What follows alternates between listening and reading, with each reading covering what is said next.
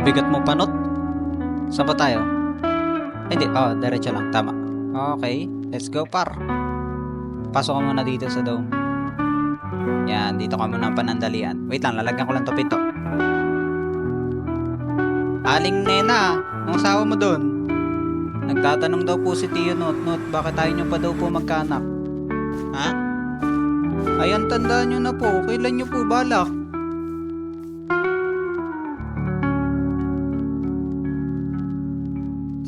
Dear pa, hindi ko alam kung anong araw na to, pero day 33 ako nagsimula.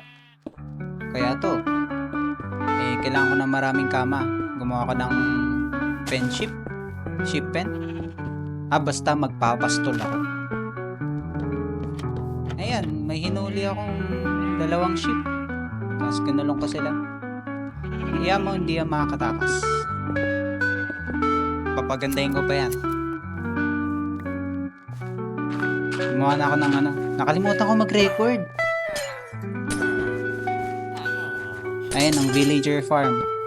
Panandalian lang yan, Tio Notnot. Nakaling Nena. So, kumain muna ako kayo ng tinapay. Ay, nalaglag, sorry. Ito po, yan. 4 po, pwede na ba yun? Yan, dinamihan ko na po. Eat well. Yun, eventually, nagkaanak din sila. First time ko lang gumawa ng villager farm. Ayan, bigla na lang lumaki yung 2 anak ni Tio Notnot tsaka ni Aling Nena. Ayun, pinagtrabaho ko agad.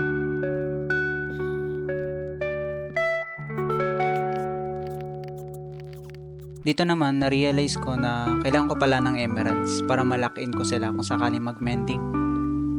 Tapos yun, pumutol ako ng puno. At kumuha pa ako ng isang anak nila Tio Notnot.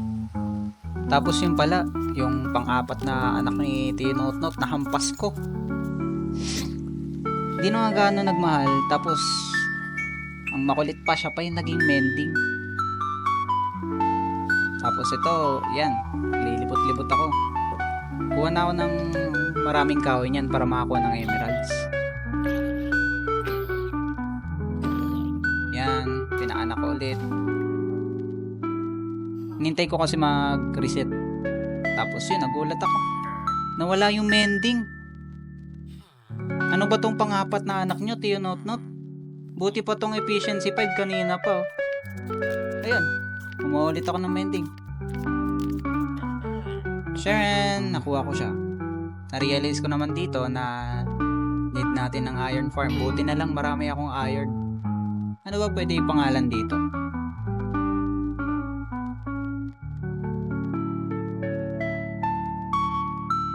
Kasi yan, dito ko na sinimulang gumawa ng iron farm. Pagkatapos ko makompleto yung enchant ni Super Peak at ni Shagan. It's my first time and tungtuwa ako kasi sa bedrock kailangan 10. Tapos dito 3 lang, tapos zombie. Hindi ako nahihirapan sa zombie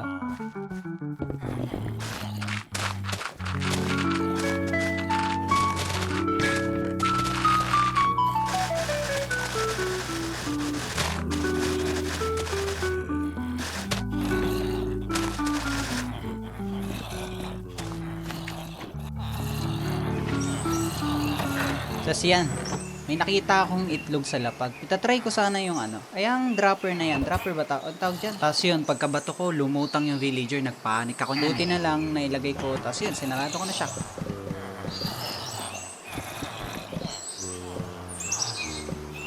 Gumagana. Tuwang-tuwa ako nun. Okay, now we have resolved the eating issue. Bilisan natin, shall we? Making the long story short, gumawa ka ng super shovel, ng super pickaxe, at ng iba-iba pang tools para sa project na gagawin ko. Nagtanong pa ako kay ChatGPT niya na. Ayaw na kasi gumana ng mob farm ko, kaya chinek ko kung may gagamba. And may mali akong nagawa. Ayan. Sana di madamay sa taas. Tama ka doon. So, we need to make another XP farm. Pero tinulog ko muna dito. Continue tayo. Like, kompleto na. Tapos yun, may nakita akong kalaban. Sabihin na natin, magaling kasi ako. Kaya, yan. Ominous Battle Level 4. Wow. Nag-trade ako nang nag-trade. Binuksan ko na yung favorite music ko and sinimulan ko na yung big project natin.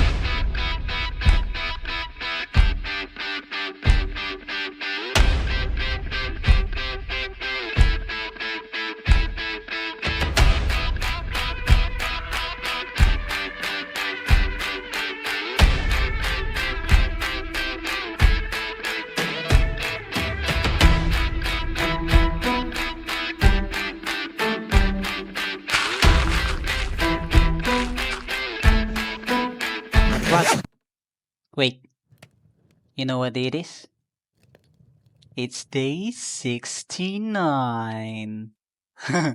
Ha? Hoy! Uy!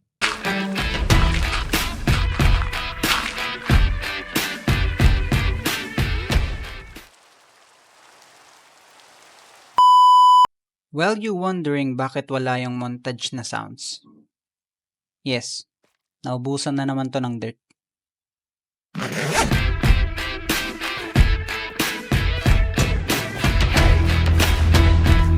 Well, here it is.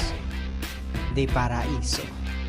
Well, island pa lang siya at wala pang laman.